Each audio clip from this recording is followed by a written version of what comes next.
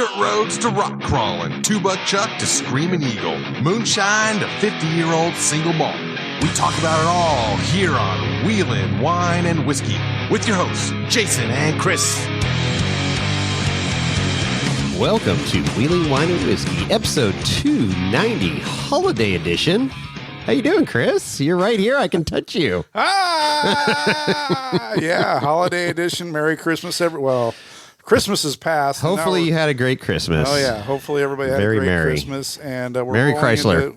rolling into the new year's. Oh my God, 2025 is literally a day Yeah, here away. you go. Cheers. Woo! We are, what are we sucking on here? This is the one you talked about that we were going to try when I got here, and you just popped this thing open. I So did. Give us a little rundown of what we, holiday joy you have in a glass here. I'm going to take another gander here. I've been waiting for you to come back down to the Bay Area to enjoy this. So I picked up this Alley 6 rye whiskey. It's a craft distillery located in Healdsburg, California. So they're just north of Not far from here. Not far at all.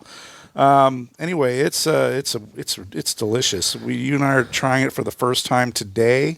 Never had it before, and yeah, it's got a great. What's the proof again?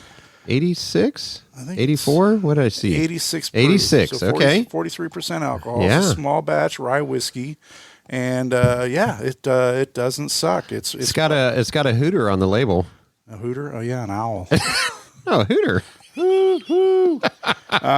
Anyway, yeah, this is it's, like you said earlier, it has a great mouthfeel, and It's nutty. It's got with that rye, but I'm getting some like a nuttiness to it. Mm-hmm. I mean, like cereal. I'm gonna go with cereal. cereal for Not for like 100. Frosted Flakes or Cocoa Pebbles, but like Honey Nut Cheerios. What do you like that? That's a good one there. I'm getting caramel notes with a little bit of vanilla. Toffee. I'm going toffee and cereal. I don't see that. No leather bound books on this. This thing doesn't have much age, and you can see you cannot see as a listener, but Chris can see is what I was referring to. You can see through that bottle. I mean, it's pretty light, very light, I would say for a. I wonder how long it's been aged for. If it says, it didn't pick up a lot of oak. No. Which but- is actually fine because it doesn't need it. And it's another variety here. the fact that it's such a small low batch. proof, it's an easy drink. It really is. I mean, it's one of those things you could come home from work, pop open the bottle, give yourself a sniglet on a daily, and Bottle number 708, batch 26. So I wonder, and it was bottled 7/24/24. So I wonder how many barrels that they had. But that's quite a few. But it's good. It is for a rye. It's an easy drinker. yeah, no, I like it. I'm gonna next time I have an opportunity to pick up some more. Of Not this, as smooth as Minden Mill, but it's not bad. And we do have some ice in the glass that's helping mellow it out.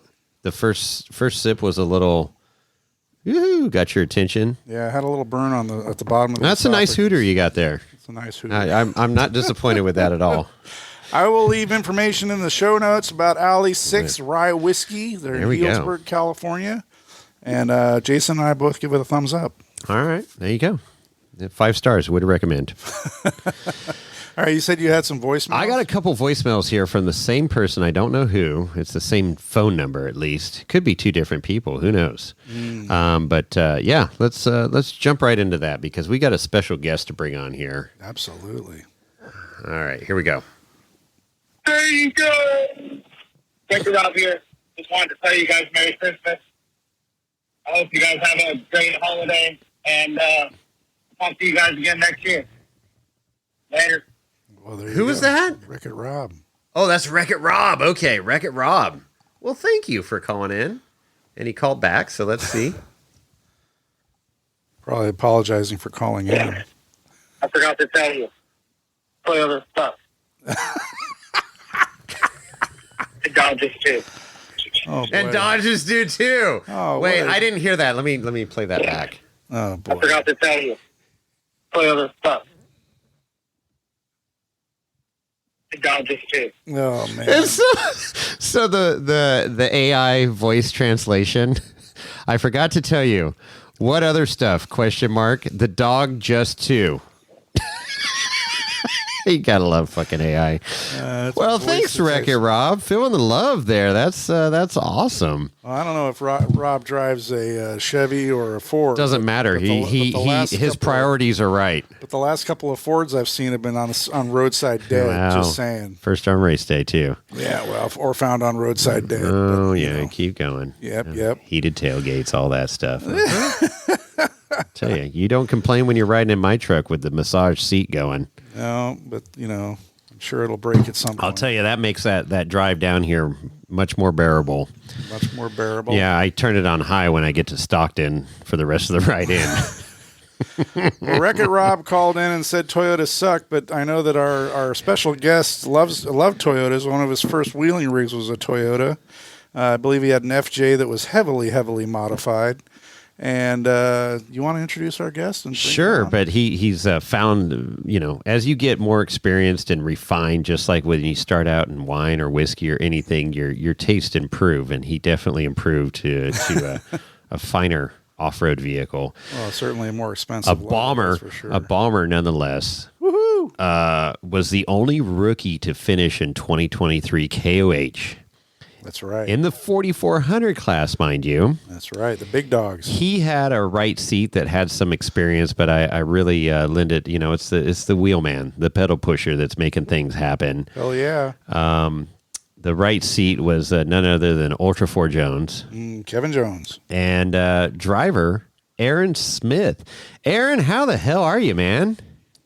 Man, I'm doing pretty good. It's good to see you guys in one place together. How about that, huh? You're catching us at a rare time now that I know. we are back together. That we got the band back together.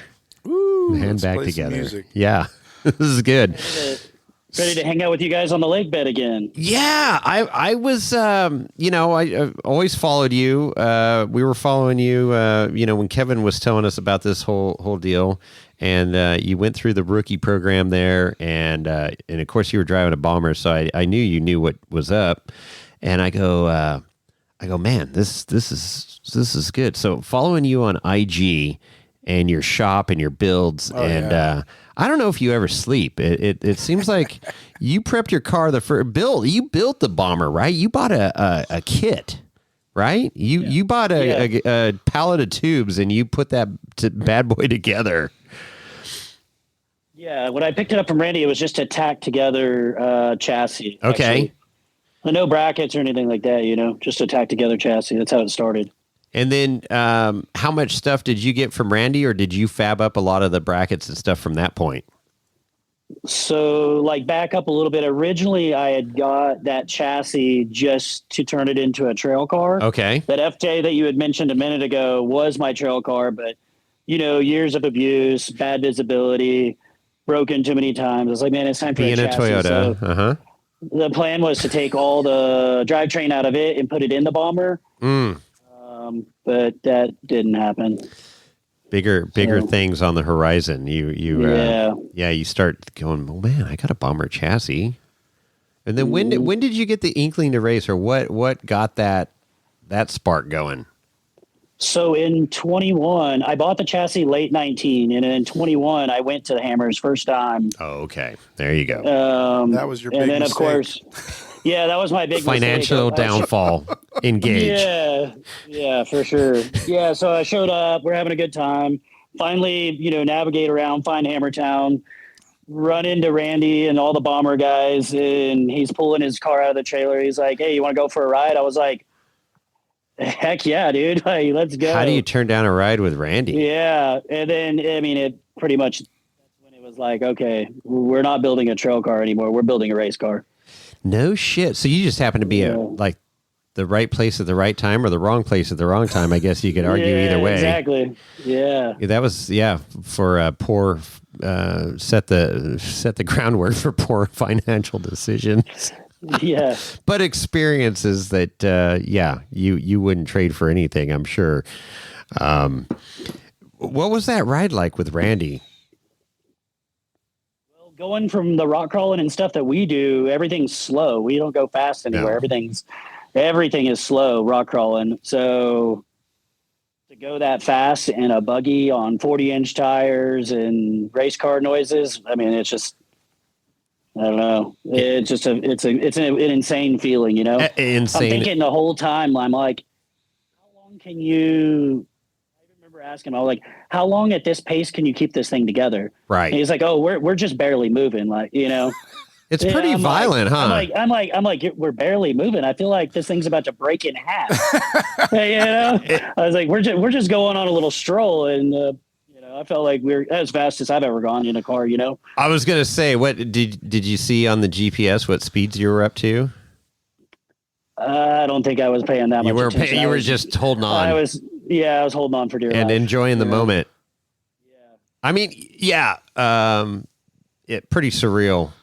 That's when I was like, I need one of these. I have to own one.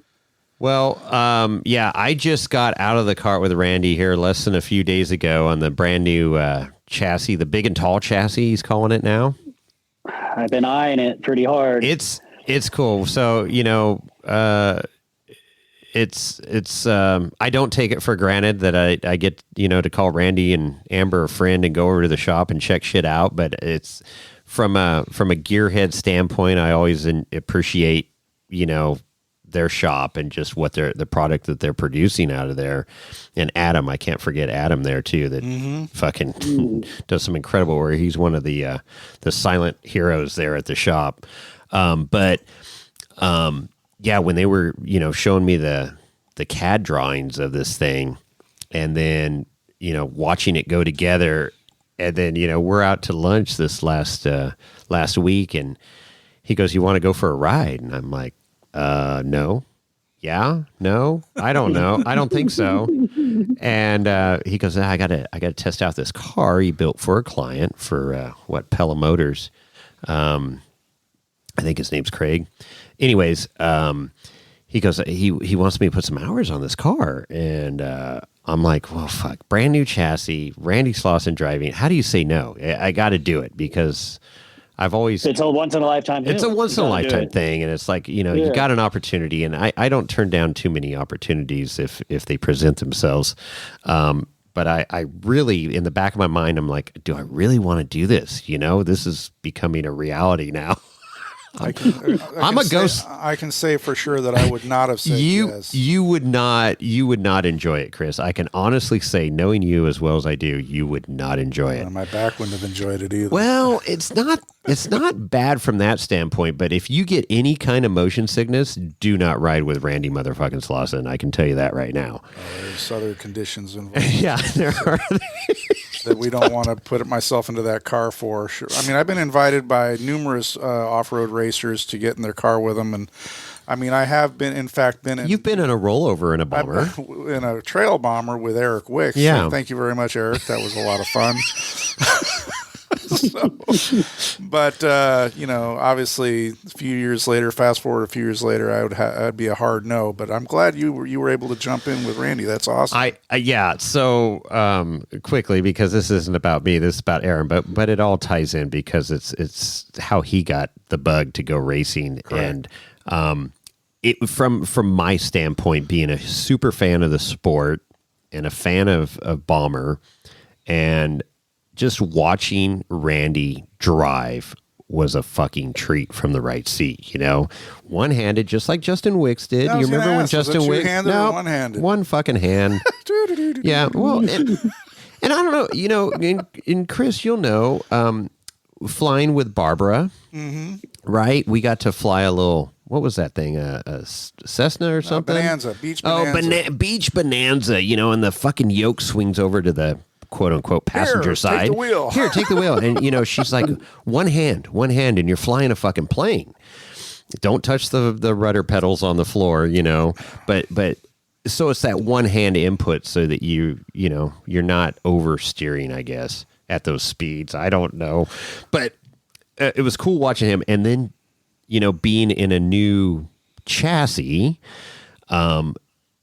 going into corners at 70 plus miles an hour with like softball size fucking rocks that are marbles out in the desert, and making a hard left or a hard right, whatever it is, and the car just fucking sticks in the corner and pulls right out.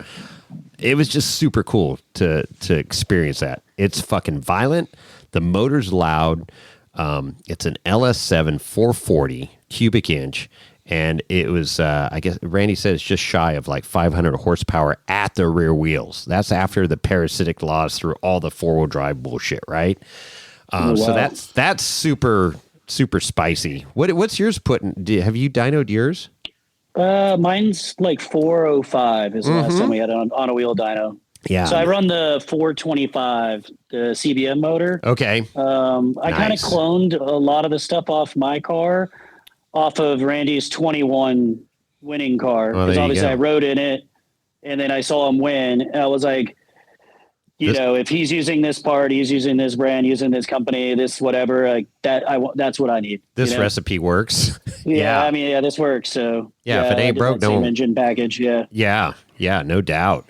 So now that you got a ride in there, 2026, Jason and Chris and 2.0, or what? Never. I here's the deal. So my takeaway was like super cool to ride with him and have that opportunity. And we did a bunch of stuff. We went down a canyon that's like a V notch that we rode our dirt bikes in, single track. We had our comms on. So I'm like, Randy, this is where we rode, in this canyon with the dirt bike. He's like, yeah. And we're going through this thing at like 45 in a fucking bomber. And I'm like, this is just stupid, and diving in and out of the pine nut trees. And so we were out there for like 45 minutes, and we come back and I'm watching the GPS. And that's the thing. I have a whole new respect. I've always had respect for anybody that gets into any of those cars. But the right seat, you don't have a steering wheel. You don't have a gas. You're at the mercy of that person driving. Now, I had utmost confidence in Randy, obviously. I didn't get scared from that standpoint. It was scary because of what we were doing, but I wasn't in a fear for my life because, he was in control the entire time. But we pull back, we're coming back, and he kind of took a different route back to the shop than what we took off on. And I kept watching the GPS, and I'm like, how does a co-pilot watch the GPS, watch gauges, I guess look at terrain to kind of orientate where they are and stuff. And I'm like, I have a whole new respect for people that are in the right seat. Those Chris Rays of the world and Joneses, and stuff. Kevin, I don't know. It's Jason. It verified that I never ever want to be a right seat. Wrong seat? The wrong seat, the right seat, whatever you want to call it. I don't ever want to do that. Now driving, so we pull back in, and Randy's like, you want to go for another lap? And I go, nope, I'm good. He goes, really? And I go, no, really, I'm fucking good. I didn't throw up. I didn't shit my pants. I didn't scream like a little bitch. I said, I enjoyed the hell out of it, but I'm good. I experienced it. I don't need to do it again. I wouldn't jump in with just any driver, in that situation, but we were excess of 100 miles an hour at one point, which was fucking cool. We did some shit that to experience, to watch it. I've watched it for years. But to actually be in the car doing shit like that I've watched, I'm like, nope, I am good. But I'd like to drive, but obviously that wasn't an option because it wasn't my car. But and I wouldn't get anywhere close to those speeds and style of driving. But super cool experience. But I like to be a spectator, and I'll drive the podcast. That's what I do. I got to stay in my lane, Aaron. Yeah, you can't sip whiskey in a race car very well. That's why. No. Well, we save the whiskey for the campfire, but no, it's I did ask Randy. I'm like, dude, I need some water. I had my helmet, which has comms and the air pumper, but my air pumper on my golf cart is magnetic, and so this car had the just freaking stab it onto your helmet. So I didn't have that. So I didn't have any air. So I had to crack my visor, which was fine because we weren't chasing race dust. But there was a bunch of shit flying in the car. I had to keep the visor down some at those speeds, the wind, and then, pieces of tree and rock and shit coming in at you. Birds and bugs. Yeah. I got up out of the seat, and there was, a seat full of, pine nut tree limbs and rocks and sticks and tumbleweeds and I don't know. Yeah, they're desert shrapnel, but holy crap. Yeah, I don't know. So that was 45 minutes that we were roughly in the car. And I'm going, you got to do that for 8 more times at hammers. No, thank you. My hat's off to you guys. I know having the steering wheel probably helps, but I'm good. I'm good as a spectator. So back to your story, Aaron. You don't know where we left off. No, Yeah. he got the bug from Randy riding with Randy, and I did not. So there's the moral of the story. He's a racer. I am not. Yeah, your bank account's going to help. It helps your bank account a lot. Well, yeah, and that's the other thing. I don't even have anything to even get a bank account going for something like that. But it's cool. So okay, you jump in, you get this car, and you build this up. Talk about your shop a little bit, because you've got quite the operation going out there, and where you're located and all that. Yeah, so I have a shop. It's called Smith Off Road. We're just north of Dallas in a town called Carrollton, just right on the outside of Dallas. Okay. I've been in business for about 10 years. I strictly work on, Jeeps, Toyotas, sorry, are you guys still there? Yeah, we're here. You cut out call. for a second. Yeah, cut out for a second. That's all right. Yes. Anyways, I've got a shop it's north of Dallas, in a town called Carrollton, Texas, just on the outskirts. I've been in business for 10 years over there. Jeep, Toyota, buggy type builds. That's my full-time job, full-time shop. Everything from lifts to bumpers. I do a lot of gear and axle work, shock rebuild stuff. I do some fabrication. Pretty much, if it's four-wheel drive, I'm pretty much You're going to work on it. Yeah. You're not going to bring a Kia by, but, How many, how about Solus XJs? I'm not sure about that. Maybe. How many people you got down there at the shop? Is it you, just you, or you got a few employees? Yeah. So, it's just me. Wow. Yeah. That's it's good and bad, right? Having employees, I've had employees, businesses and stuff, and it's your best and worst asset, right? You got to have great employees, but in the past, I've had 4 or 5 guys working over there for me, and then, things change. People go do different things, and life happens, and they come and go, and I don't know. Over the years, I've just kind of slowly just let people go and just not hired more people. I like to be able to just. It's hard to find good help, I guess. It is. But it's when really hard, and then the quality of stuff, the way I like to do things. It does suck. You got to answer the phone. You got to take out. You're doing everything. But then you get to do some really cool builds, and then you get to be really personable with, say, the customer, whoever this is coming in. It's you can talk to me from the beginning all the way to the end. That's so perfect. that's the part I really like. And we wind up. Most of the guys I work on their stuff, we wind up being buddies, and we wind up wheeling and stuff. That's cool. So their stuff's got to be just right, because we're gonna be on the trail later. Well, and you do so last year you didn't race, and you were out wreck wheeling that bomber like you were fucking racing KOH from the videos I saw. Last year we wheeled one of my buddies, TJ's, Josh. Oh, we wheeled okay. with you guys. Oh yeah. My bomber, I had cut it in half because I had a bunch of cage damage from too many 3 a.m. trail soda nights. Yeah, see, that's what I'm saying. I was getting it. I cut the top of it off to replace the tube work to pass tech for, I think, nationals. And something happened with shipping. I didn't get parts in time. So then the buggy just sat for a little while, and I was like, okay, I'm going to just work on, getting the money together. Let's get ready for hammers. And then I blinked my eyes and hammers was there. Yeah. It was I can throw this thing together and hope for the best. Or I just came off of a finish, last year, this isn't the way. And I had a lot of problems getting to that one. I was like, if I'm going to do hammers again, I want to be fully ready ahead of time. That way I can spend more time concentrating on pre-running and, just enjoying KOH more, Yeah. And really taking more notes in and talking to more people and just familiarizing myself with the course, so I can push harder.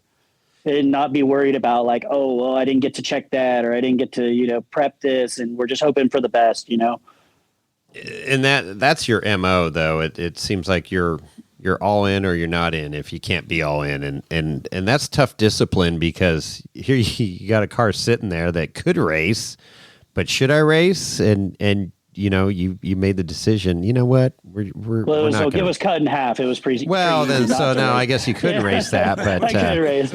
but you could have pulled a couple. You could have had Kevin fly out there and glue some shit together. You could have got it to start. I mean, look what he did. He rolled a car, and 3 days later he was racing. So, yeah, you could do he's that. He's an animal, man. Yeah, he's an animal. Yeah. But we got to spectate, and we got to do so back up a little bit. I went to KOH 21. That was your first one, right? That was my first one, and I raced it. I guess. No, I didn't race in 21. No, I went and spectated in 21. You spectated in 21. And then 22, I was still saving my pennies and building the car. Right. So I didn't get to go. And then in 23, I raced. That's your rookie year. Rookie year. And then 24, car wasn't ready to go. So we went anyways. And we had great times. We got to do Ultra 3. Me and Josh, we went together, and we basically had a routine at KOH. Like, get up in the morning, you go to the little burrito place, go get your free Monster, and then we walked around all the pits of all the race guys we know, check out what stuff they broke last night. You're looking for this part. They're looking for that part. You kind of made them together and say, he's got it over there. He's got it over there. Mm-hmm. Stop by Kevin Jones. Oh, you rolled your car and blew your diff up. You got me for a couple beers in the trailer. I'm gonna help you build this diff. You guys worry about other stuff. That's right. You did rebuild that diff for him. Kevin's like, can you go out in the desert and try to find my steering wheel? Yeah. So it was a really good way to nice. Spectate / kind of help a bunch of your buddies out. And exactly. I pitted for a couple guys in stock class that I've raced for and raced with in the past, and that was good. Slinging fuel, doing some comms, you're just more into the race, and there's zero stress. It's different. Nice. Yeah, it's different aspects, right? And that's it. I mean, that stress. I mean, you can see it on racing. And then that was like when Chris and I went into Kevin's tent last year. It was right after the roll, and we're like, oh shit. That car was effed up. Well, that's it. And then we're like, oh my God, our hearts sank. And it was just like all that effort, and it's done. But no, we're going to figure this shit out, and we're going to get this thing rebuilt. And that's when I saw you in the trailer rebuilding the diff. And, our buddy Rodney was, a lot of people we knew were there helping. And they took the whole chassis off the lake bed to that shop. Well, then they went and did some work on it. Yeah. Off the lake bed, brought it back. I mean, it's a Cinderella story, what happened, honestly, because, most people with, you question intelligence there, but it's like, when do you cut your losses? But there's no quit. And that's a common thread with the racers is there's no quit. We're going to keep going till that green flag. Till the green flag. Till the green flag drops, and I either got my car there or I don't. And it wasn't from a lack of effort getting my car there. So, I mean, it really epitomizes the Ultra 4 community or racing, our off-road racing community in general of what happened with Kevin and fucking rolled a car, rebuilt the shit on the lake bed, and had it at the start line. Now, granted, he was last on the start line, but he got that motherfucker to the start line to race KOH 2024. And, that was just whether you finish or not, that was a crowning moment. Cinderella story. It was cool. So you got a hell of a code dog there. I know. I don't know really anyone that's got so much passion, Mm-hmm.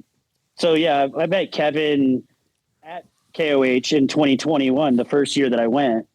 It was just a random deal. Me and my buddy were just walking through the pits. Don't even know where we're at. Don't know where we're going. And we just walked by this guy, and he's pulling the shocks off his car. And I'm thinking in the back of my head, I'm like, I feel like I've seen that guy on Instagram. I'm pretty sure he was messaging me about something, and we had messaged back a few times, and we just kept walking. But Kevin literally stopped and said, "Hey, come over here," because he heard us say that. And then we got to talking, and then, the rest is history. Next thing you know, I'm going racing, and I'm like, I don't have a co-driver. I don't even know where to start. This guy's already gone a few times. He's finished a bunch of times.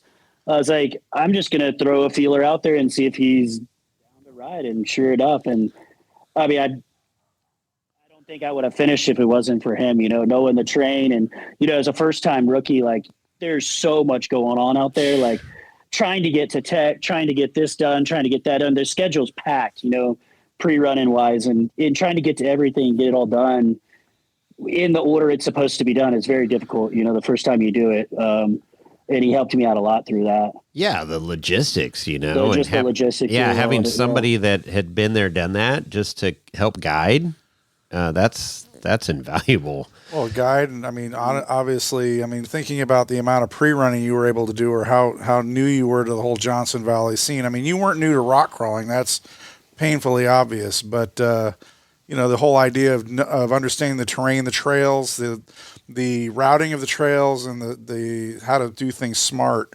I think that's where Kevin's experience comes in to become invaluable. Yeah, I love it out there, but it's just so different from the style of wheeling that we do. Actually, you guys went to, or I know, Jason, you'd went and wheeled out at Hot Springs, Arkansas. Yes. That's one of our kind of like local spots that we go to. So there's always a tree. That's how we navigate. It's like this tree, that tree, this tree. Well, out there's no trees. Well, tree and you have no traction. You're driving on polished fucking marble out there. I really enjoyed Hot Springs Park. I definitely want to get back there, and I would love to get back there in my buggy. Hopefully with some sponsorship money or something, but man, because you got to let it fucking eat out there. Yeah, you got to go. But that was a total bonus for me because I was scheduled to fly home from Tennessee. I wasn't even supposed to be in Hot Springs, and only because Ian's like, dude, you got to go check this place out. You have an opportunity. Hop in the truck with James and Rhonda. Drive down there, change your fucking flight out of Oklahoma. Rode in a Dodge. Yeah, I know. I rode in a Dodge. It was at night in a storm, mind you. I told you that was a scarier drive than riding with Randy. That was scarier than driving with Randy Slauson. I'll tell you right there. No, it was great. And to wake up in the morning and see this place and go out wheeling, that's a cool fucking park. It's pretty cool. If you ever get a chance, go up to Oklahoma.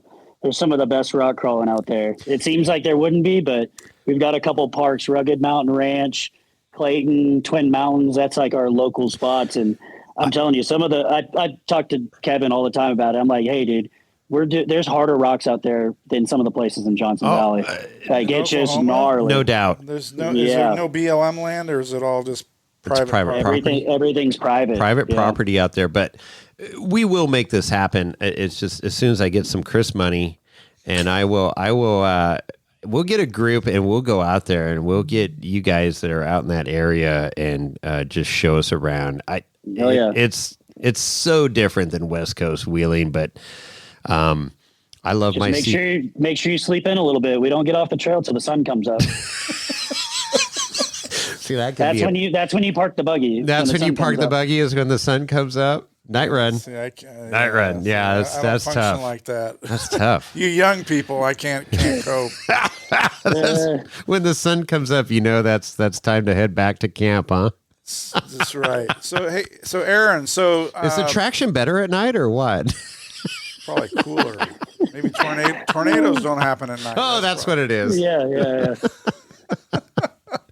Following along on Instagram, you pulled the car completely apart, and I want to kind of switch gears a little bit and talk about getting the car ready KOH prep. KOH prep, hashtag race prep for KOH 2025. I mean, you had that thing pulled down to basically a bare chassis, and so let's talk us through your thought process about that, and where you're at right now, and what your plan is for the race and getting to the lake bed.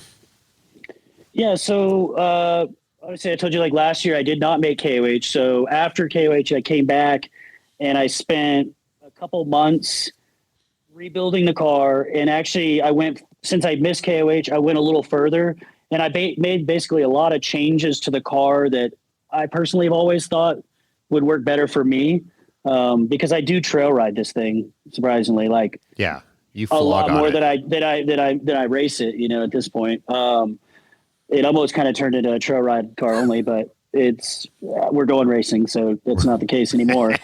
Not as of like a couple of days ago, you know. So, right. When I did all those changes, you know, I've been basically the last 5 or 6 months just trail riding at least once a month and coming home, cleaning it up, going through it, you know, tweaking this, tweaking that, you know, fixing small little problems and stuff.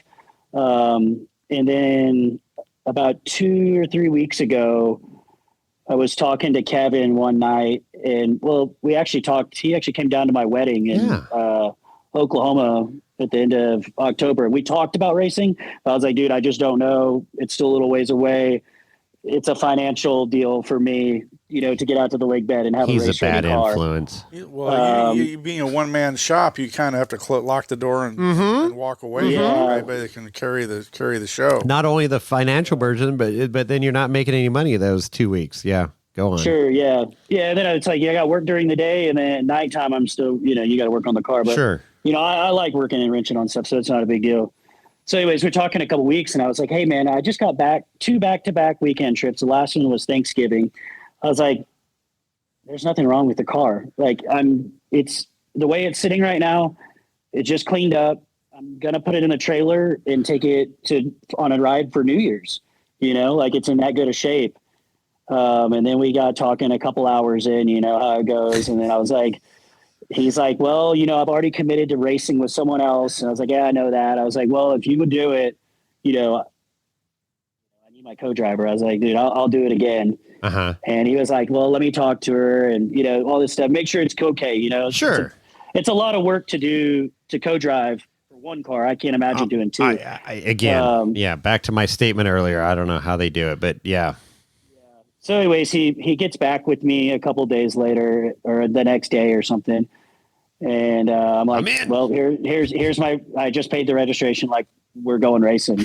So Yes. then the thrash began, you know, it's like, okay, well, I made it up in my mind, and I told him, I said, I want the car done, race ready to go in the trailer by Christmas. Okay. Because I've been through this before. Yep. And I don't want to be waiting on parts last minute. So basically the last couple of weeks have been all weekend, 2 a.m., 3 a.m. nights. Thrashing. You know, basically going through the car, tearing it apart, you know, rebuilding shit, you know, diffs and shocks and, you know, just going through every nut and bolt and making sure it was good. And, you know, we talked about it a little bit too. It's like, it was ready to go trail ride with the boys as it sat. But KOH is a totally different Was it story. ready for KOH? Yeah. Like that Heim joint for another 5 years. Mm-hmm. And the KOH, 100 miles an hour, probably not. You know, so Last 5 minutes. yeah, I really buckled down, and I actually just finished it up this last weekend. So You rebuilt right shocks Christmas, and everything. Yeah, pretty much went through the entire car, everything on it. And, you know, luckily I'd stayed on top of it, and it was in such good shape already. But, you know, still to take things apart. Takes time. Even though they don't need to be taken apart, you know, as I was going through, I was sending in pictures and stuff. I was like, I took this apart. I didn't even know it was something, you know, I didn't know this was cracked. I didn't know this part had a little play in it until I took it apart. As far as visually just looking at it, it looks fine. But once you start really digging in, you're like, oh, wow, that was a little more sketchy than I thought, you know. So like, that's that what needs I to be was going to fixed. ask. Were there some really startling surprises that you're like, that could have been really catastrophic that you caught? Trying to think. I mean, I found a crack on my front housing. I mean, that could have been bad. I mean, it wasn't that bad, but you know, you're however many miles we're going to have to do for this race. You know, I know the last time we did was 180 miles, but I mean, now they're talking nowadays. now they're talking, it's going to be even more than that. It's like, but you know, I don't have another pre-run car. So I've not only got to do it once pre-running, I've got to do the race also. So, I mean, everything has to be, you know, perfect. Well, rumor has it you're going to have rooftop tents and it's going to be an overnight stay somewhere. Oh, is that what the race is going to be this year? So hashtag Ultra 4 overlanding event. Hashtag Ultra 4. You be camping out on the trail. Spooners is gonna have a whole new meaning. Spooners got they're going to be a new Spooners. That'd be great. No, but I mean, how cool is that though, Chris? I mean, you not how intimately you're involved with this car, right? Like, so a lot of these race teams have a crew, people. They have people that are doing stuff, but I mean, that's got to give you extra confidence driving that car, going, I've touched every fucking piece of this thing. I know it's good. It's up to me to turn this wheel and press these pedals and avoid some shit to get across that finish line. Yeah. I don't know. Sometimes I look at it in a different way. Sometimes it's better not to know. Like if you just get in a car and you're just like, I just need, I think it almost is an advantage in some cases because you don't know how hard you can push it. And sometimes it works out really well, but then sometimes it may not. I'm glad you brought that up because we've talked about this before on the podcast. Is that mechanical sympathy? I love that word, that term, mechanical sympathy. And it's like those of us that work on our rigs, built, not bought, whatever, and you are intimately involved with your rig, but it also gives you that anxiety of like, oh fuck, this doesn't sound right or that, but where like you're just Joe Blow that, whatever, you got Chris money and you send out your rig to a shop to have it done. You go to Smith Off-Road and have your shit built to the nines, right? And you go out wheeling and you hear you don't give a fuck. You just turn up the radio and do your thing. But you don't worry about those things that you don't know about. Ignorance is bliss, and there's probably a balance between the two. But it's 100% a thing. I know that. I'm like you, man. I'm tuned in, even though I got some Hank Williams jamming in the background or something. I'm still listening to the rig, and I'm like, or when you get in those situations, and especially like at Sand Hollow, and the shit's binding up, and you're like, oh, this is not good. But you're forcing the wheel. You're doing whatever you got to do to get through this obstacle, because that's what you're there for. But it's like, oh, this is not good. And you're like cringing inside, but But then you do it, and then the next time you get in that situation, you're like, oh, I know the car can take it. Yes, and then to build on that, and I said this earlier on a few podcasts ago. I mean, this summer I wheeled the most I've ever wheeled, and I've done the least amount of preventative maintenance I've ever done this summer. Did I get lucky? I don't know. But I kind of took a page out of Kevin's book of just fucking send it too. I mean, he does a lot of preventative stuff, and hashtag KOH prep is where it originated, was with Kevin. Well, it's a little hammer. But it's that little hammer, and I know, and you mentioned Heim joints earlier, and I'm like, I know my Heim joints are fucking toast. I mean, I can hear them clicking. They got wear in them, and I've physically seen the wear, and it's like, oh, we'll replace it next trip. Well, then the trip comes up and you're like, oh, fuck, okay, we're going to send it. But with all that said, this winter it is getting new Heim joints and shit replaced that I know needs to be replaced. But I'm not racing KOH either. So that's a whole nother, you go out wreck wheeling with your buddies and it's like, no, you don't want to be that guy broken on the trail. But you're like, oh, that's good enough for wreck wheeling, but it ain't good enough for KOH. You want everything in tip-top shape. So, Aaron, were there any major improvements or major changes to the car from 2023 to now for that's a good KOH? question. I'm just curious. The transmission, engine, rebuilds, tire package, shock package, whatever. So some of the main things that I changed to the car, I replumbed and rewired the car. And then in that problem that's not a problem for the West Coast guys is water. On a bomber car, the intake's always out front. Yeah. And I actually lost a motor one time doing a regional race in Ultra 4 in 2023 because of water. So that was one thing I always want to change, but I never had time. So I flipped the intake backwards on the car. So now water's not a problem. And then the exhaust, Randy's exhaust goes over the top. Yeah. It sounds beautiful. I mean, there's nothing like the sound of a bomber. I had it that way. I loved it. But for slow speed crawling, like in the woods in 100-degree weather, it's pretty rough. So that was one of the other big major changes I did was I put the exhaust under the car. Okay. Sure, I lost a little bit of the sound.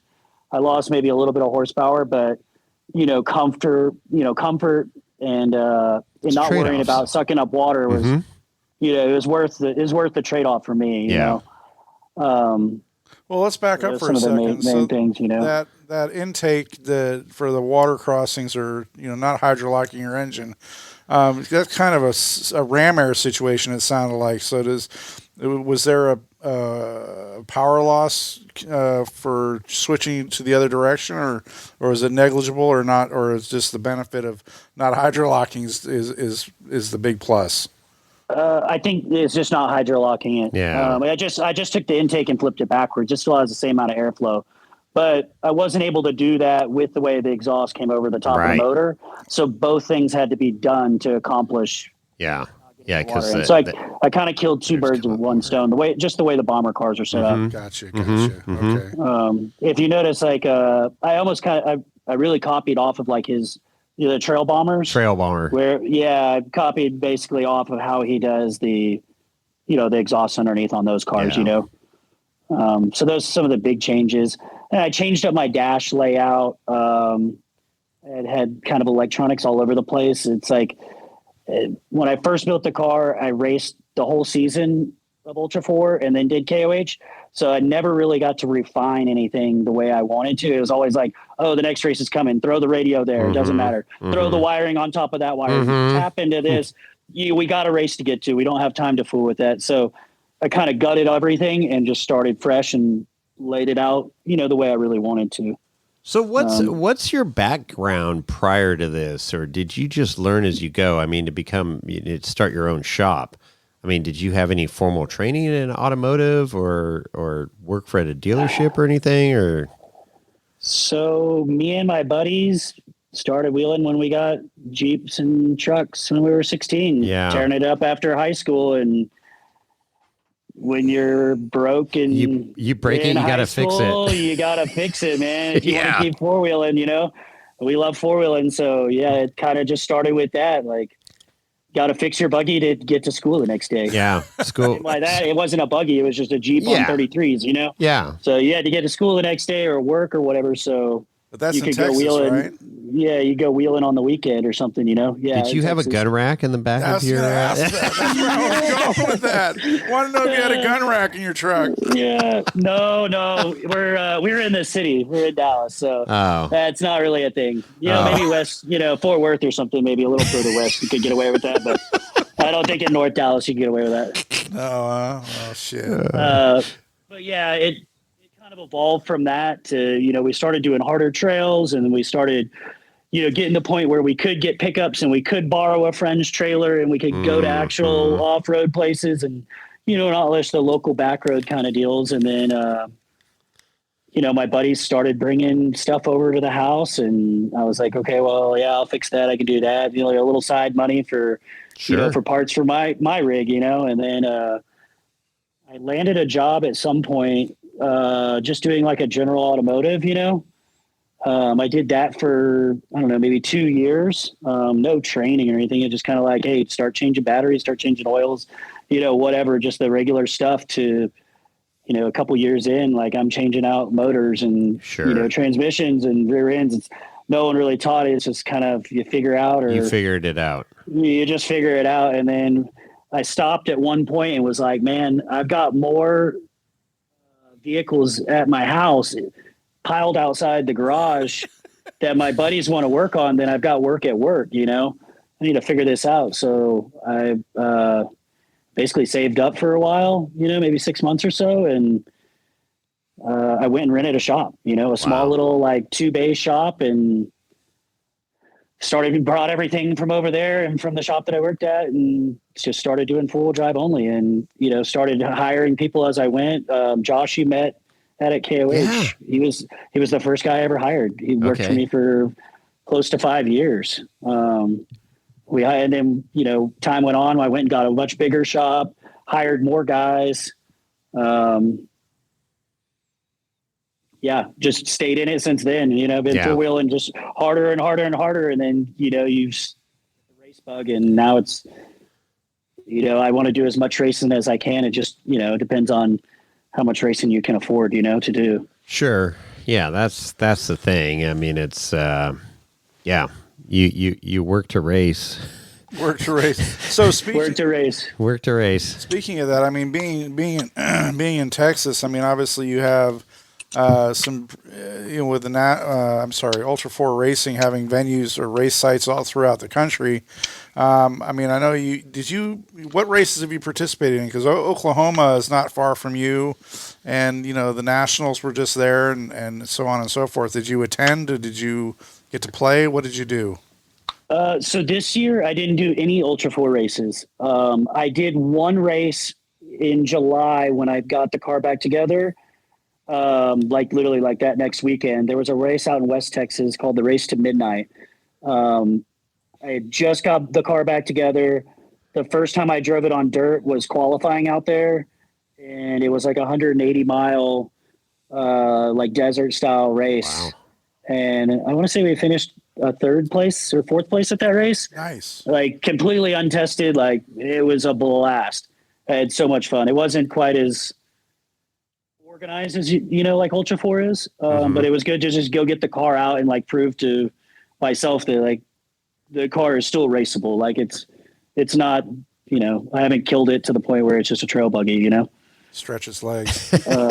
But before that year, I did the whole East Coast series. So we went to, Rush, Kentucky. We went to Teardown in Tennessee. We went to Tennessee. We went to Crandon, Wisconsin. We did that whole season, and that was a lot of fun. It was so much work, though. Yeah. Between the time taking off from the shop and then coming back and rebuilding and get ready for the next race. I mean, I loved every minute of it, but it's nice to just go out on the weekend and trail ride with your friends, take it back a little bit, Well, that's a lot less stressful. That's my happy spot, is a wreck wheeling with my buddies. That's right. And it's a lot more affordable. Although I can't even afford that anymore, but oh well. So what's what's the impact, I guess? I'm thinking about how many weeks of the year you're on the road, or when you did the East Coast series. I mean, do you remember how many weeks of the season or weeks of the year that was, and what the economic impact was on your business for doing all of that? My bank account didn't like it. Yeah, didn't like it. Yeah. I didn't like it, but it's racing. It's fun. I met some incredible people, the experience. And I got to the guys that I was racing with, like I just mentioned, I just got married recently, and it's like, I had even Kevin Jones, he flew all the way from California to come hang out with us. And then I've had another buddy, Troy, all the way from Louisiana come out. All these guys that I met from all over the country racing. It's like, we're best friends forever. It's instant friends. It's a family, Yeah, family. So that's a cool part. That is, and that's what I say. You can't put a price tag on that. Yeah, your bank account can, but but in the big scheme of things, when you're sitting in a rocking chair on your porch in a diaper, you can go, fuck yeah, I did some cool fucking shit. Just like Arturo says, throw your ATM card or credit card. Put the credit card on the dash and send it. Just send it. Just send it. So what's your strategy for 2025 King of the Hammers, man? Let's talk about that. When you get in there, what are you going to do? Car's ready. He's ready. So here's the deal. The car's ready. I'm lacking in some tires. I need to figure out tires. I had a buddy bring me some used tires. I'm on somewhat of a budget for this one, but what do you need? The car, I need tires. But what size? What do you want? Some 40-inch stickies, man. Come on. 40 stickies? Are you donating? I know, but I just you got to throw it out there. You got to manifest shit is what I'm saying. So what tire do you want? Tire that holds air, man. Come on. They don't. Come on, you got higher standards than that. I mean, you want BFG, you want Nittos. Oh you yeah, want... I love the BFGs. Right, I've been that's your running those preferred pretty tire. much the whole time. Okay. Yeah. The KR3 SRs. It's such a solid, hard. It's just a good tire. Yeah. I've run the Nittos before. I really like those. The K specs. They work really well. They're a little bit more heavy. You can tell the difference in speed, but they're pretty tough and they hook pretty good. So there you go. So that was a question that I had earlier. Do you have any sponsors hooking you up this next year with anything? I don't. You don't? Okay. Well, see, that's why you're on the podcast now. So Aaron Smith and Kevin Jones need sponsors here for this race car, Smith Off-Road. Yeah, help us out. We need tires. Racing. You need 12 tires. Yeah. You need Amsoil 250 weight gear oil. Yeah. You need a Mr. Buddy heater to heat up that oil in your diff at the start line. It's gonna be warm and sunny the entire time. Oh, is that what it is? Okay, no W. There's Beautiful. There's no rain. There's not going to be any snow. No W. No, the wind's going to slightly breeze. But not breeze You said it. You said it. Stop. It's the W. But yeah, I mean, back to it. The car's in really good shape. I'm thinking in some of the best shape it's ever been, just because I have had so much time to, just trail ride it. I mean, when we're trail riding 20, 30 hours in a weekend, and really kind of nitpick through it for a while. And, and then to go back home, blow it all apart, rebuild everything and, sure, be ready in advance. Feeling really good about it. So I told Kevin the other day, I've done hammers once, and that goal was, it's a first time hammers. We're rookies. Finish. If I can finish, that my dream is complete. Right. Yeah. I've watched it, forever. Sure. That was my main goal, was just to finish. We had a really rough time. We had mechanical problems, but we finished. But going into this year, it's like, okay, well, now we got the finish out of the way. Yep. Now what's the new goal? Now you want the W. So Podium. I got to be realistic. Kevin, let's be realistic. I want to be drinking a silver bullet with him before dinner. Well, that puts us in a pretty good spot. Yeah. Yeah. If we can get that before it's dark, before dinner time in Hammertown with the cold beer, I'd be ecstatic. That's realistic, very realistic. And as you know, it's anybody's game out there when shit starts getting down to it, but sure. But I definitely plan on pushing way harder because we've already got the finish. I wanted to, So with your experience and Kevin's experience, it's like, I know you guys have been talking, and it's like, you don't want to deal all your cards out on the table here, but I got to imagine, there's some cool strategies heading into this. And then, obviously when the course is released on Thursday, it's like, okay, now we can really hone in and finite our game plan. How many guys you got helping you out in pits and stuff? You got that crew set up? Because Chris is offering and Lorenzo. Yeah, I mean, it's going to be my buddies that are coming, to either go racing or spectate, Yeah. I've got quite a few guys that I know that are going, just buddies. I don't have like a big program team or anything like that, so... but back to that thing, once you're out there on the lake bed, if you need something or help, I mean, everyone will help you. You can get so much help. Well, Kevin, such an influencer on IG, he could put out a little post and you could have 40 people in your pits in no time. Like, he rolled his car, 25 people are in his tent 5 minutes later. It's pretty wild. And he's still looking for his steering wheel. Still looking for it. So the game plan this year is, I've got the car ready in advance, so now I can focus on working, getting some money saved up, fuel, all that kind of stuff to get out there.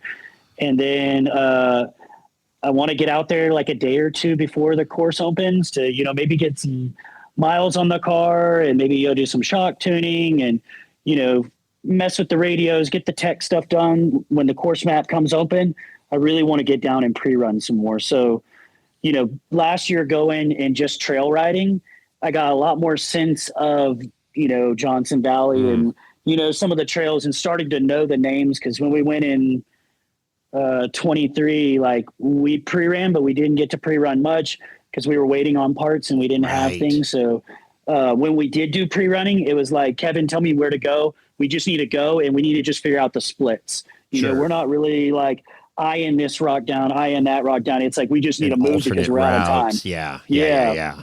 This time I want to spend more time, you know, going slower, you know, and just looking at the rocks, you know, the trails, figuring out which lines. Hey, you know, we saw what happened to like Turkey Claw and stuff last year. It's like, if that happened again, what is our plan? Like, what do we do? You know, like, do we pull some string around them? Do we go way up there and try to get around? You know, just stuff like that. I want to spend more time doing that.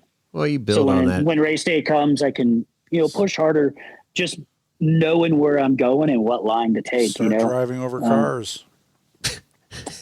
Yeah, I'm down. You got a bomber. They do it. We've seen it on YouTube. Yeah. Driving over cars. I mean, the worst case scenario, some guy will just throw a rock at you and not admit it. That's right. That's why you wear helmets, man. It's all good. Y'all seen that video? That was one of the best videos ever. Oh, it is the best video. Here's what's really cool. Is I've played that video over 3 or 4 times at my house with Randy watching the video and just watching his reaction. I love that. So it's like we had this event for my dad this year, car run, and you know, there was people that are hot rodders and stuff. They're not Ultra 4 guys. They don't even know what Ultra 4 is. So I'm like, oh, well, Ultra 4 is this. And I'm like, here, let me show you a video. And I'd put on Randy Slauson drives over a fucking car, right, with Ramblin' Man in the background, Waylon Jennings fucking blasting from John Webb's car. I mean, it's an iconic fucking video of KOH. It's the definition of KOH. It really it's is. It's like the Caddyshack, like the Blazing Saddles in the movie world of fucking KOH, okay? And so I play this video, and there's, you know, 30 fucking people watching this thing, and they're like, oh my God, oh shit, he's driving another car. And I'm like, yeah, that's that motherfucker right there sitting in that seat. That's that guy that did that. And it's just cool. It's just, I'm like, this is fucking badass. But yeah. Iconic moment. Arguably one of the number one, you know, other than, you know, what else? Shannon Campbell and Waylon battling it out that one year. That was iconic too. I mean, you know, you could like do that one where Lauren jumped off that big cliff. Yeah. Qualifying. Yeah, that was pretty cool too. But I mean, just to, you know, for an outsider that doesn't understand our sport of rock crawling, they think we're fucking crazy for going over, you know, Volkswagen size mile bug per hour. And then, then you go 50 miles per hour. It's a whole different deal. That's it. And then now you're doing it at speed, at race pace, and you show them videos like that, and it's like, oh, just show them some Gomez Brothers videos. That's another one. Yes. So you're sitting in a good spot. You're comfortable. Your game plan. So when are you hitting the lake bed? How early are you hitting the lake bed? So what is the course in? It's released Thursday is when it is? Yeah, Thursday typically. So I'm thinking I'm going to leave. It takes me 2 days to get there. Okay. You know, I drive by myself. So. Takes Chris 2 days from California too because he drives a Dodge.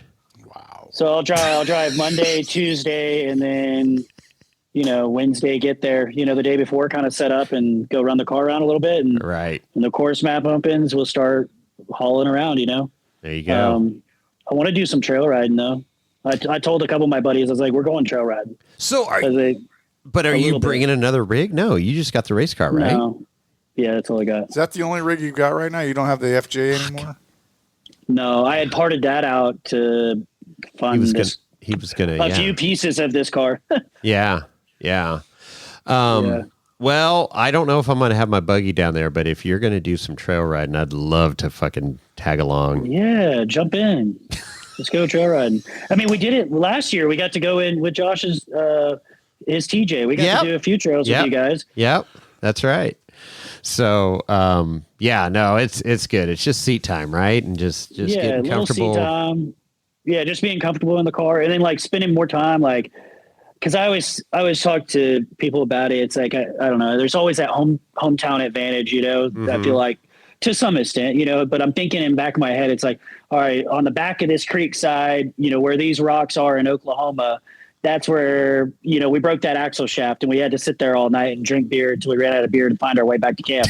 It's like, if that came up on the race course, I'd know exactly where to go. Right. Right. So I think maybe just going out there and doing some trail riding, just take it easy. Kevin's racing with another 4,500 car. 40. So I don't know. 45, 46. Holly. Yeah. 45. Yeah. Yeah. So I don't know how much of his time I'll be able to take. But in between that, I think that's where I just get in groups with my buddies and we just, go take it easy. Yeah. I mean, if they can't make it rock crawling, if it doesn't make it going 5 miles an hour over some rocks, it's not going to do it at 30 miles an hour, Yeah, no. So if anything, we can work out some weak links and do a little tuning on it and stuff. So I think that'll be a lot of fun. And there's arguments on both sides. Do I race my, do I pre-run my race car? Well, yeah, because then you're getting to know everything and you're working out anything that, might vet itself out during, recreational wheeling or going at 50% race pace.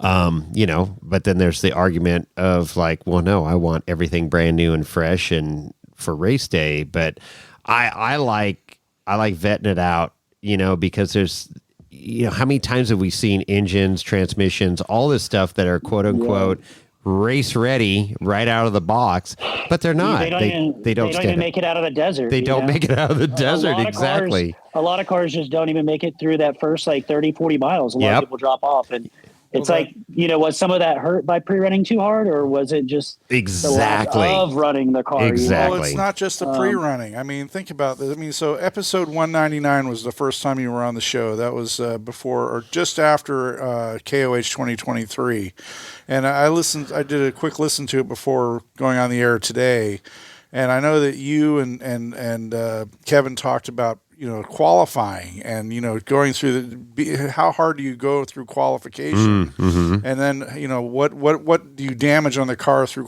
because you brought up Jason Shearer, because, the big budget teams that can go do the qualifying. They rebuild their car. They can pull a car apart down to nuts and bolts, between races and, the lower budget teams don't have that option. So, how do you approach, qualifying? And I mean, pre-running is one thing, but qualifying is a whole new animal, and are you going to qualify? Where's qualifying going to be? Last year you weren't there and they had qualifying over there at back. Yeah, down back door. Not back door. They did have it. They dropped back door last year. Yeah. Mm-hmm. That's right. 2 years ago was over at Chocolate Thunder. Chocolate Thunder, yeah. So that's a whole nother element, and let's talk about that a little bit about qualifying and how the car is going to behave and how you're going to, prevent damage to the vehicle. I've never worried too much about qualifying. Yeah. Obviously, I'm not trying to be dead last, but I'm not trying to be first either. That's just me personally. Like, I don't know.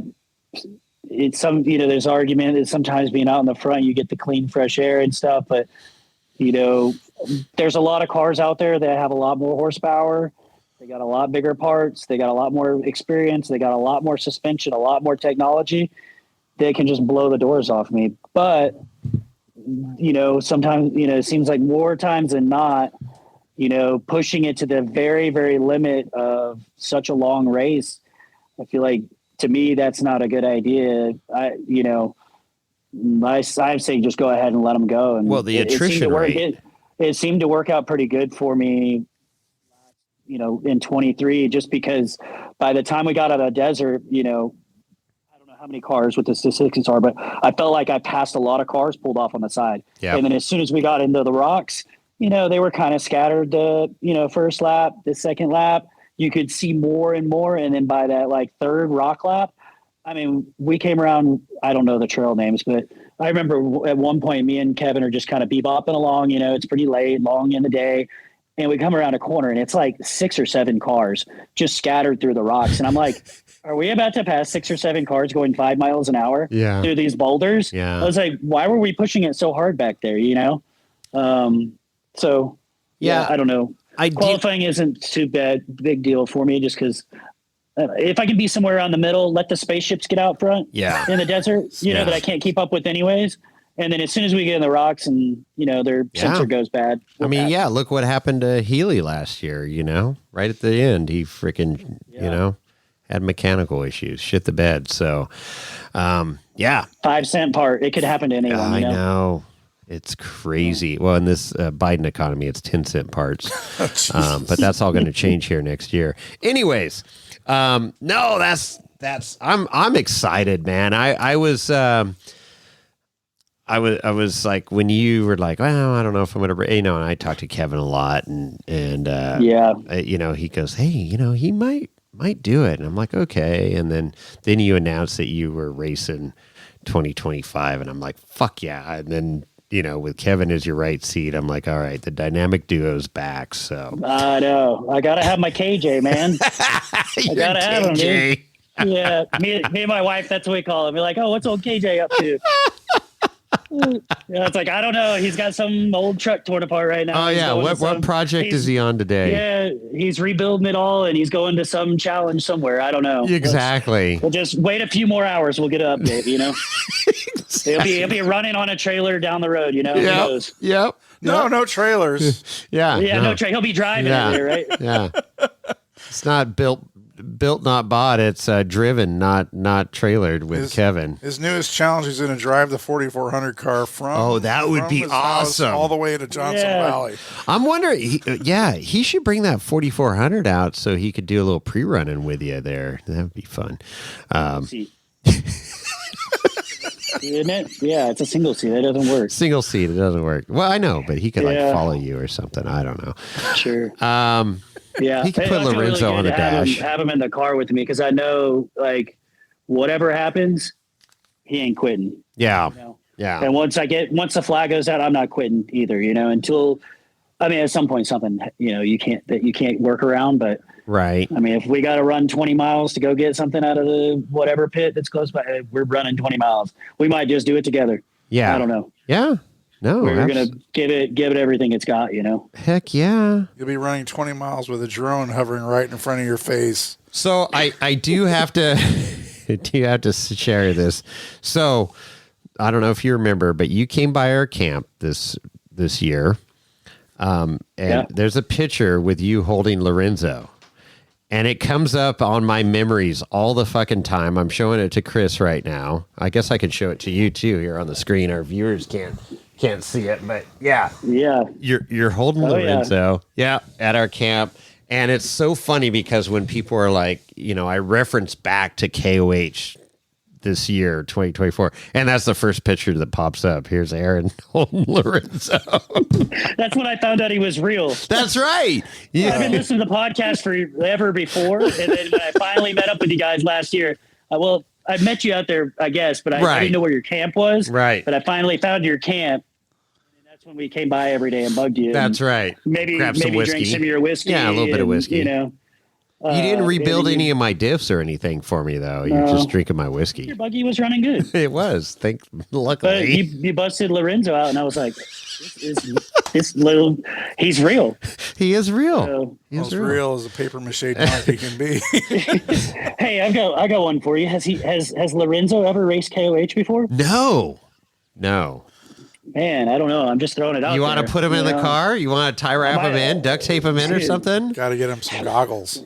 Dude, we could run a 3-seater, man. God, how fucking funny would that be if you got in-car camera with a fucking paper mache fucking donkey, rabbit for a donkey. With a helmet and goggles on? Yeah, you start working on the safety equipment. I'll work on the seat. Oh, God, that would be great. Do donkeys That'd be great. Devices? That would be funny. That would be hilarious. I can't guarantee you the condition he's coming back in. Well, that's what I mean. Can we, the Bombers have from the cage that comes down in the front and the dash, there's a little bit of room on the dash. I don't know how you reconfigured yours, but he might be able to sit right there, right behind the bars that come down the center. Yeah. Yeah. Okay. I'm sure we can figure out. It's a little duct tape and some zip ties. We'll figure something out. That would be hilarious. Velcro. Lots of Velcro. Lots of Velcro. Glue. We need glue. Oh God, that's great. Well, that's freaking awesome, man. I'm super stoked. You guys are racing, and you always bring your A game. Kevin Kevin just freaking grinds it out, whatever's going on. And I'm looking forward to watching you guys on the lake bed freaking slay it on Saturday of the King, what do they call it? The Race of the Kings now. It's not even King of the Hammers, it's Race of the fucking Kings. Powered by Optima, traction by Nitto. That might be changing this year too. We'll see. Sponsored by Ram. Yeah. Ram. Yeah. Anything else you got, Aaron? We covered some ground, man. I like what I'm hearing. I'm excited. Dude, I'm just freaking pumped, man. Yeah. I'm ready. Hell yeah. I mean, just is your wife coming out? I haven't met her yet. Yeah, we were talking about the other day. I was like, how have you not met these guys? I was like, I've drank with these guys. I've wheeled with these guys. I've done a podcast with these guys. Like, you don't even know who they are. Right. So she will come out. Okay. She's going to do kind of the same program as some of the other wives and girlfriends where, fly in. Maybe fly into whatever Palm Springs. Take the helicopter from Palm Springs Airport to the lake bed, and then Range Rover out to Chocolate Thunder. Hey, okay, Champagne. Is they have spas now on the lake bed where you can get your nails and your hair done and all. Don't be talking about that. Don't start that. No. Don't start that. No. We got race car fuel to buy. Right. We ain't got no time or money for that. There's no spa or hair salon or nail salon. It's just you just got to throw that down, and then of course you have to deal with the fallout. But that's not my problem. Yeah. So she's been out there when we raced in 23, but she came for the whole time. And I think it's better if maybe we just do like Wednesday through Saturday or something like that. Okay. Yeah. Fly in, fly out, because the lake bed's pretty brutal after. It is. After a few days, it can get pretty hairy. It's the conditions are pretty harsh. I have no idea what you're talking about. No. Well, okay, where we're camped, so bring her by. Is she a whiskey drinker? Does she? No. Okay, and the last time I saw her drink whiskey, I got a good story for you. Oh boy, here we go. So we're floating down a river down in Austin, Texas, and we're like partying and drinking stuff. And we find out my buddy lives on the river, and so we get out of the river and bust it out. And he's like, his house is right there on it. We had no idea, and so we're like partying with him, and he's like, "Here's shots of whiskey. Here's shots of whiskey." I was like, "No, don't give her no whiskey. She cannot take no whiskey. I'm telling you right now." Don't talk to her about no whiskey. And so peer pressure happens, takes a shot of whiskey, instantly throws it up on top of me. Oh, no, instantly. She's facing me, drinks it, and then throws up on me. And I look at him, I'm like, I told you not to give her no damn whiskey. So, no whiskey. Okay, no whiskey. What's she drink, or does she not drink? Margaritas? Yeah, margarita, a little bit of wine, something like that. Yeah, she'll drink a high nooner? Yeah, sure. Everclear? Yeah. No, Everclear, no. No hard liquor. Okay, no hard liquor. Okay, we'll figure out. Chris, mixed drinks. Yeah, mixed drinks work. I don't think I've ever had a margarita on the lake bed. Yeah, we have. Have we? Yeah, a few years. Last year taco night at camp. I'm not on the food plan. Oh, well, you need to get on the food plan. See. Anyways, all right. Well, we try to accommodate. We don't have everything. We definitely don't have any flavored whiskey and stuff, but we do have softer beverages. There's options in camp. There's definitely options in camp. If we don't have it, we can find somebody that does. So, that's great, man. Congratulations on your marriage, and I'm looking forward to meeting her. And we got to take her over to Ultra 3. I told her we've got to go to Ultra Tuesday night. That's she's mandatory. Never been. So she's got to be there Tuesday night. Yeah, it's got to be Tuesday night. Maybe I need to work. See, you got to work out the schedule because what you said earlier is not going to fly for Ultra 3. Right. You have a situation to figure out. Yeah, he's figuring out the logistics of racing. That's nothing, but I got to figure out this Ultra 3 night. Okay, that's what you got to focus your attention on. Yeah. Come on, get your priorities straight, Aaron. I like your sweatshirt. Though. That's super cool. Well, yeah, you like this? He does have a nice sweatshirt. It's a Wheeling Wine and Whiskey sweatshirt. I wonder where I got it. That's very appropriate. I need to get an updated one myself. Chris is wearing a Wheeling Wine and Whiskey hat. I don't have any swag on right now. But I bring you a Smith Off-Road hoodies. I was going to say I would love a Smith Off-Road hat or a shirt or a hoodie or anything. I would love to represent you. I've got I've got a big closet, as Chris can attest to, of different teams. But I've carried Jason's entire wardrobe in my camper from San Jose all the way to Minden. It's quite a wardrobe. It's a lot of shirts. It's a lot of shirts. But I represent well, and I don't have to do laundry but once a month, if that. Shit, because once I got a year? Are you kidding me? No, I love it. I love the off-road swag, man. No, very cool, Aaron. Well, excited. Best of luck. Happy holiday. No, we don't say happy holidays. Merry We say Christmas. Merry Christmas. Merry Happy New Christmas. Year. Trump So 2025. We're recording this episode 2 days before Christmas. Yes. But it's going to drop a day before. It's going to drop on New Year's Eve. New Year's Eve. So Happy New Year, everybody. Happy New Year's, Aaron. Yeah, happy Merry Christmas and Happy New Year's to you guys too. Yeah, Happy New Year. This is good. 2025, another great year coming up. It's going to be huge. Great. Fantastic. January 20th. Yeah, man, so good. Man, I'm glad you took the time to hop on with us here. We had a little scheduling snafu with you, world traveler, but Well, you need to get back to spending time with your family. Absolutely. Yeah. Family time is priority. Yeah, this year we flew out to Denver. My parents live up here. We hadn't been up here in a while, and it's time to. I told them I'd spend a week with them for Christmas. So that's cool. You got any that's snow on the ground there in Denver, or is it?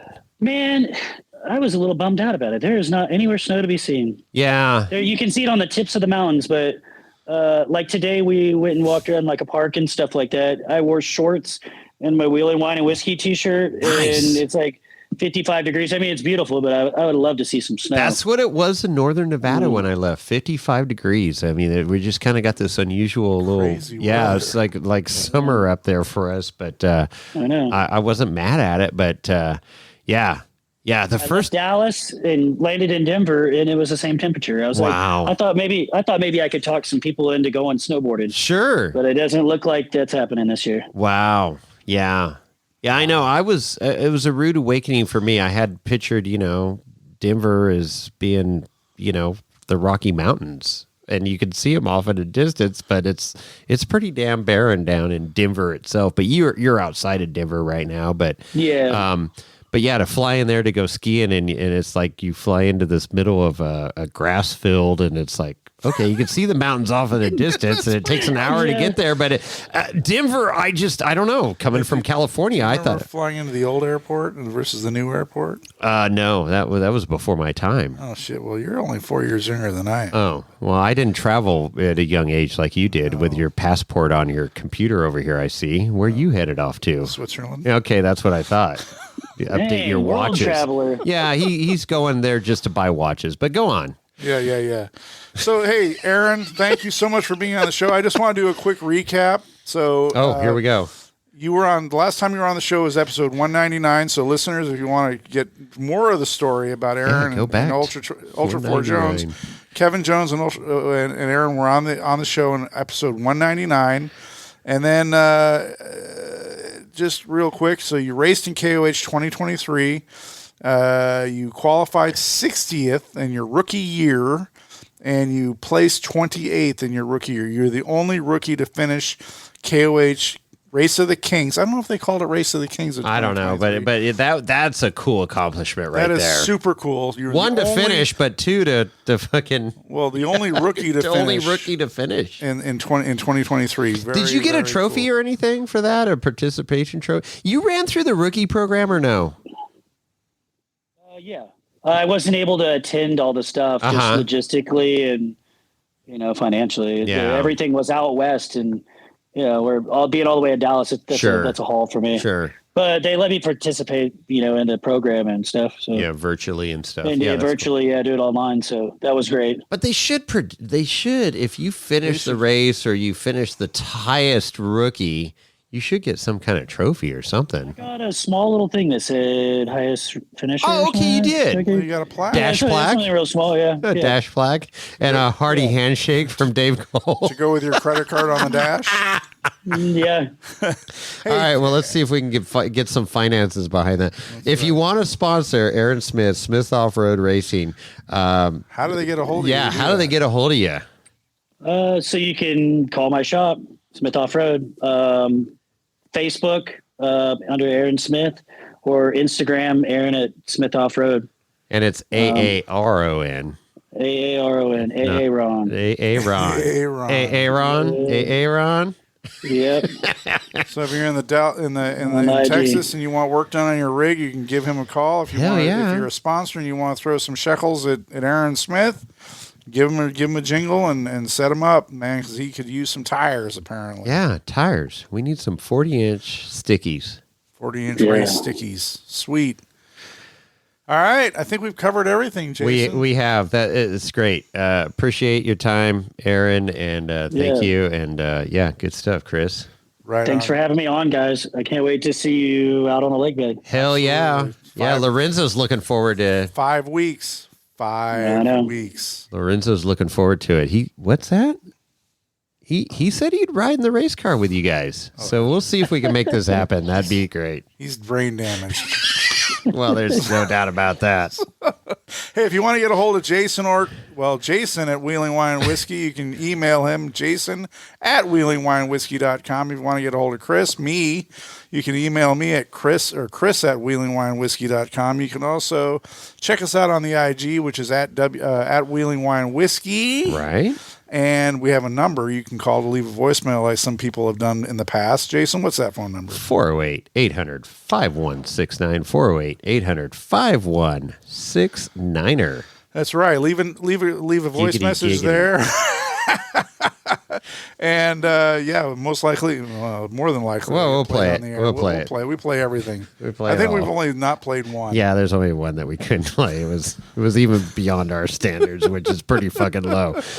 And with that, Chris, we're out.